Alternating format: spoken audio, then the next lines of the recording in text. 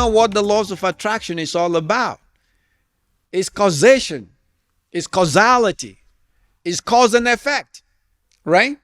The laws of attraction has nothing to do with you manifesting $1,000,000, but that's what we got because people are greedy.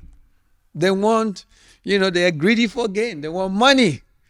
Even some pastors and clergymen are now salivating with the laws of attraction, thinking that if they can just fixate on the laws of attraction and meditate maybe on $1,000,000 coming into their bank account, maybe they will have it.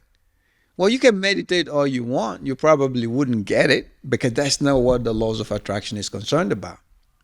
The laws of attraction is concerned about you rightly having the right perspective, the right mindset, prioritizing those positive thoughts over and above the negative ones.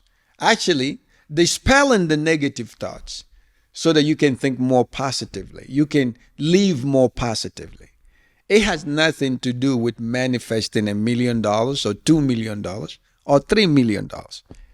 Some people even want $5,000,000 or $10,000,000.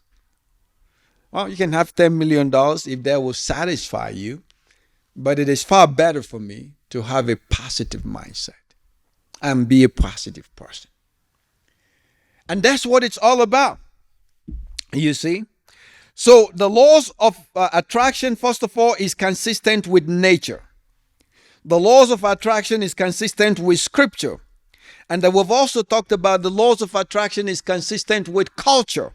I showed you how the laws of attraction plays out in cultural perspective, right? How we understand it as reciprocity, as karma from the East, as causation, cause and effect, as the idea of what goes around coming around, as chicken coming home to the roost. This is just cultural notion of understanding the laws of attraction. Let me now show you that the laws of attraction is also consistent with our human experiences. I don't know about you, but I have found, now sometimes I don't always notice, but I have found that every good deed that I have done has done me good. Not necessarily from the person that I've done it for, One day I was taking a taxi. I was riding a taxi from the mall back to where I stay. And this train of kids saw me and they rushed after me. And the driver says, "They know you." I say, "Yeah, these are my friends." "Well, how come they know me?" "Well, because I try to be human whenever I am with them. These are the people that is being swept aside. Society will rather forget about them and maybe make them disappear because society think of them as problem and they have no place for them. But to me, these are human beings just like myself, right? And so they see me coming and they're all happy and they're laughing and even chased after the taxi that is carrying me. Until I stuck out my head and said to them, "I will see you guys later." It comes back. I don't need a vote from them. I don't need any favor from them. It's not necessary. It is enough for me to just know that we share a common humanity. And one time also, I know I used to go to the reflecting pool in Colorado Springs in front of this NGO to sit and just chill. And every single time I would sit there, I see an old lady and all of the dogs in this pool will come out whenever they see this lady and they will match behind this lady. And even though the lady goes around that lake 20 times, all of the duckies will match behind the lady. And I will wonder, what exactly is there? Until one day, I went out and I watched the lady and the lady had food for the duckies. And so the duckies now identify this lady with the lady that brings sustenance and food and helps with their self-preservation, right? And so every time the duckies will see the lady coming out, All of them, like clockwork, gets out of the pool and they go follow the lady, right? That is how it works. Even the donkeys understand that this lady is showing them kindness and they respond in kind. Obviously, that's a concrete illustration, but that's in a sense how the laws of attraction works. The lady shows them love. The lady receives love from the donkeys, right?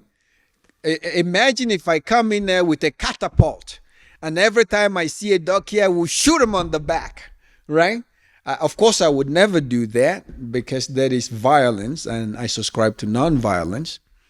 But if I did that, do you think that the donkeys will come out from the water and come follow me? That's very unlikely. Actually, when the donkeys see me coming, they probably run away because they identify me as an adversary. You know, the donkeys will squawk to each other whenever they see me. This actor of concern is coming the direction. We should all take cover. That's exactly what the donkeys would do. But with this lady, whenever she's coming, all of the donkeys get into a single file and they walk behind her. And as she walks, she'll be dropping some food for them, some maybe vitamin enriched seeds or something, whatever it is that donkeys like. And the lady knows exactly what donkeys like, and she gives it to them. And in return, the lady receives a lot of love and a lot of loyalty from the donkeys.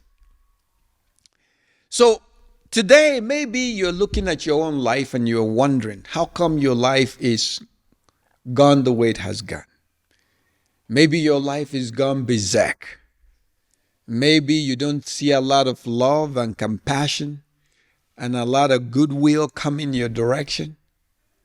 That's okay. You can change all of that. It is within your power to change it. But you're not going to change it from the outside. You have to change it from the inside. You have to change it at the level of the mind. You have to change it at the level of the heart. And you have to change it at the level of your actions as well. All right? So what is it you do? What is it you think about? What predominates in your intention? Right? Because that's exactly the same kinds of thing you're going to get coming back to you. All right? So the laws of attraction is consistent with the human experience. And if you are sincere, you will acknowledge that your very life today is what it is because of your past actions and choices. If you are knowledgeable today, it is probably because you've invested time and energy and resources to study and to learn. There are no shortcuts. There are people who buy degrees from some online universities, and there's some fake universities, and they will claim that they have this degree, that degree, the other degree. Years ago, I actually had a guy who came to volunteer with the battalion that I was command chaplain for, the U.S. Marine Corps base in Camp Lejeune. Camp Lejeune is under a lot of it's in the news now because of the poor water quality and some of the stuff going on with that. I'm aware of that. That's unfortunate. I love Camp Lejeune. I lived there for 6 years. And there was this lady who came in North Carolina to volunteer with me. But when I looked at all the degrees that she presented, those degrees were not what the papers that were written on, because they were all false. They were fake degrees, you know. They were fake degrees, right? So she didn't get the opportunity because they were fake degrees. If you decide to fake it, you know, to fake it until you make it, it may not work out so well, right? So the lady ultimately didn't get what she wanted because she had sold a lot of lies and misrepresentation. And so when it came to me, I was in a position to give her the opportunity. I was the command chaplain.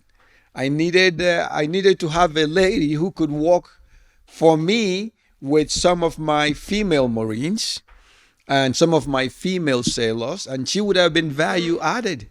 But when I looked at all the paperwork she presented, none of it was real. And so I denied her the opportunity, right? And this is what happens, if you've lived your life in a fraudulent way, in a deceptive way, in a manipulative way, well, it's all going to come back to you, right? It's all going to come back.